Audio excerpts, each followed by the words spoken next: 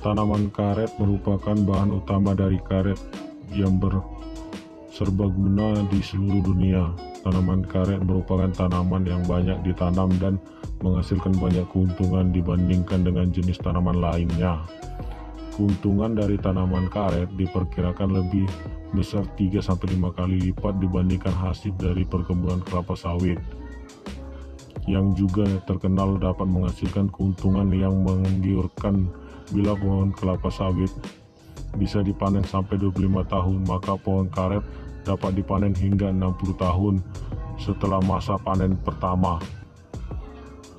Tanaman karet dapat diolah menjadi berbagai bahan seperti: 1. Dapat digunakan sebagai bahan pembuat ban, dapat digunakan sebagai bahan pengikat berbagai alat, dapat digunakan sebagai pelindung pelapis berbagai barang, dapat digunakan sebagai campuran pelapis alat-alat kesehatan, dapat digunakan sebagai alat melapis barang-barang memerlukan kelenturan, dapat dipakai sebagai alat pelapis untuk melapis alat-alat agar tahan goncangan, dapat diolah menjadi cemilan, dapat dibuat sebagai bahan bakar, dapat dibuat sebagai bahan produksi, dapat digunakan sebagai bahan pewangian. Penanaman bibit karet dengan klon PB260 mempunyai keunggulan dibandingkan dengan klon lain.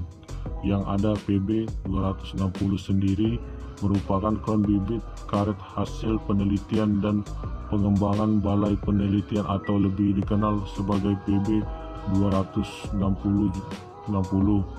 juga merupakan satu dari beberapa kategori klon penghasil latex yang dianjurkan sebagai klon karet unggul. PB260 mempunyai tingkat produktivitas getah karet yang sangat tinggi. Potensi produksi getah karet yang dihasilkan PB260 mulai bisa dideres pada rata-rata umur 6-15 tahun, umur sedap. Bahkan di kalangan petani karet tradisional di daerah saya mulai menderes pada rata-rata umur 5 tahun. Petani karet sebaliknya menyediakan bibit karet klon PB260 dengan harga yang relatif lebih rendah, namun tetap mengedepankan kualitas dan keasliannya. Kelebihan bibit karet klon atau tempel PB260: 1. Harga lebih murah. 2. Mempunyai tingkat produktivitas getah karet yang sangat tinggi. 3. Mulai bisa dideres pada rata-rata umur 5 tahun. Cara perbanyakan PB260: 1. Pembenahan tanah humas ke dalam polybag. 2. Pembukaan kotak benih maka penanaman sebiji pada setiap polybag. 3. Benih-benih jangan tertutup oleh pada tanaman, hanya akar dan mata. 4. Terhindar dari panas matahari semasa 2 hab atau kurang lebih 14 hari. 5. Pemberian air 3 kali semasa 7 hari di bawah naungan. 6. Tak dibenarkan makan dan minum semasa pembenahan. 7. Ketika 4-5 payung atau daun bisa dipindahkan ke lapangan dan tidak diusah di stek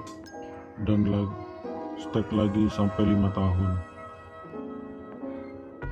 Bentuk bibit kecambah ini siap ditanam di polybag dengan limit waktu hanya berkisar 2 minggu.